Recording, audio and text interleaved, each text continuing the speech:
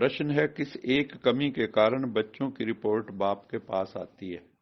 कौन सी ऐसी एक कमी है जो बाबा के पास रिपोर्ट जाती है? बताओ।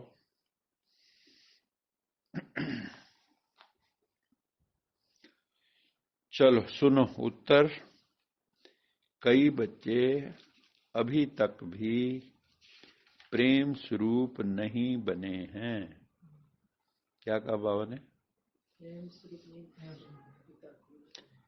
अगर प्रेम स्वरूप हो जाओ ना आप, फिर कोई कैसा हो, दोषी हो, पापी हो, दुष्ट हो, आपका सबके लिए बस। जैसे बाबा कैसे हाथ उठाता ना, कोई भी निकल जाता है सामने से, तेरा भी भला हो, तेरा भी भला हो, तेरा भी भला हो। किसी के लिए मन में ये नहीं निकलेगा तेरा बुरा हो। और हम धर्मराज नहीं बनेंगे लोगों के लिए। जैसे हम लोग क्या कि हमें कोई दुखी कर दे तो हम बद दुआ देने के लिए तैयार रहते हैं, जैसे धर्मराज हो। या उसको ऐसे कह देंगे जैसे बद दुआ दे दी दिल से। इसका मतलब हम कमजोर हैं, अभी दिल में प्यार जागा नहीं है। प्रेम में आप ये काम कर ही नहीं सकते। कर सकते हो द्वेष भावना में कर सकते हो, जो आपके मन में ईर्ष्या हो, द्वेष हो, घृणा हो। इसलिए जो सबसे बड़ी भावना दुनिया की है, सबसे बड़ी और सबसे दिव्य भावना जो है दुनिया की, वो है प्रेम, लव। इसलिए अंत में लोगों ने कह दिया love is God, God is love. और क्रिश्चियंस का पूरा धर्म जो है लव पे ही आधारित था, लव एंड फॉरगिवनेस, है ना। ईसा मसीह ने सबको माफ कर दिया, जिन्होंने सूली पे चढ़ाया उनको भी माफ कर दिया। कहा हे प्रभु इन्हें माफ करना, क्योंकि ये जानते नहीं ये क्या कर रहे हैं, अनाड़ी हैं ये। सही समझे?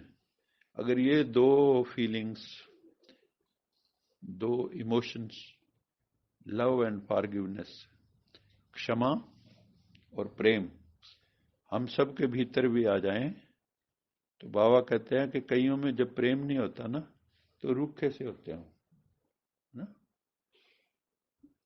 तो सबके प्रति मन में देखो, आप चेकिंग करो कि कोई भी है दुनिया में, इसको कहते हैं निरपेक्ष भाव से। जैसे धर्म निरपेक्ष कहते हैं ना, ऐसे निरपेक्ष भाव से, किसी से कोई अपेक्षा नहीं, कैसा भी हो कोई। जैसे शिव बाबा है, शिव बाबा के सारे बच्चे हैं। एक तरह से देखो तो रावण भी बच्चा है और राम भी बच्चा है। इसलिए दिखाते हैं ना कि रावण को जब राम वध करता है, भक्ति मार्ग में भी ये दिखाते हैं, तो उसकी आत्मा निकल के राम में ही समा जाती है। तो कितनी बड़ी बात दिखाई है कि वहां पे जब प्रेम भाव है तो आप किसी को बुरा समझ ही नहीं पाते। आप यही सोचोगे बेचारे की परिस्थितियां ऐसी होंगी। हम कौन होते हैं जजमेंट पास करने वाले? हमको जज हैं क्या किसी के? और हमें उसकी ना पिछली यात्रा का पता, ना अगली यात्रा का पता, बीच का हिस्सा देख रहे हैं। कई बच्चे अभी तक प्रेम स्वरूप नहीं बने हैं, मुख से दुख देने वाले बोल बोलते रहते हैं। तो उनकी निशानी क्या बताई? क्या निशानी बताई? मुख से दुख देने वाले बोल बोलते रहते हैं। किसी को बद्दुआ देंगे, किसी को कोसेंगे, किसी की गलानी करेंगे, किसी की इधर उधर बात करेंगे, वर्णन करेंगे कमजोरियों का दूसरों की। और जब आप चुगली करोगे तो आप में भी वो सारे अवगुण आ जाएंगे। क्यों कहते हैं कि किसी की बुराई मत देखो, अवगुण मत देखो? बाबा कहता है गुण चोर बनो, अवगुण चोर नहीं बनो। गुणों के चोर बनो। दूसरों को अच्छी कोई चीज देखी और चोरी कर लो। ये हम लोग क्या है, अवगुण चोरी करते हैं। तो उससे क्या होता है, हम भी अवगुणी बन जाते हैं। आप ना किन्हीं लोगों के बीच में रहो जो ईर्ष्या द्वेष से भरे हुए हैं। जैसे अपना सीरियल्स में आता है टीवी के, सास बहू के, ननद वो क्या होती है, जिठानी, दरानी जेठानी। यही काम है उनका। हैं? सज धज के, बाप रे, कहाँ सज धज के टाइम। और मुंह देखो उनके कैसे होते हैं, और एक दूसरे का मजे लेने। अब आया ऊंट पहाड़ के नीचे। यही चलता है ना। तो बाबा क्या कहते हैं, दुख देने वाले बोल कभी बोलने नहीं है, इसलिए बाप के पास रिपोर्ट आती है। बच्चों को बहुत प्रेम से चलना है। शिव बाबा क्या कह रहे हैं हमें, कौन कह रहा है, भगवान कह रहा है बच्चे तुम्हें सबसे बहुत प्रेम भाव से चलना है। बच्चों को बहुत प्रेम से चलना है। अगर स्वयं में ही कोई अवगुण रूपी भूत होगा या विकारों का भूत होगा तो दूसरों का कैसे निकालोगे। मान लो आप में क्रोध का भूत बहुत तगड़ा है, दूसरों का क्रोध कैसे निकाल दोगे। आप में ही भूत आता है, बल्कि आप दूसरे में भी प्रवेश करा दोगे हो।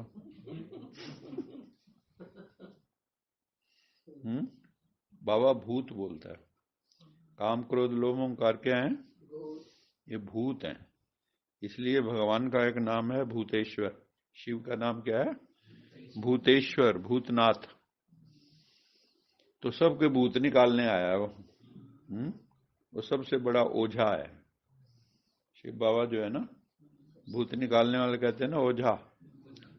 हाँ, तो सबसे बड़ा ओझा कौन है, शिव को ही दिखाते हैं। उसकी ब्याह में भी दिखाते हैं, शंकर जी के भूत प्रेत ही गए थे, है ना, सारे तरह के जाते हैं उसमें।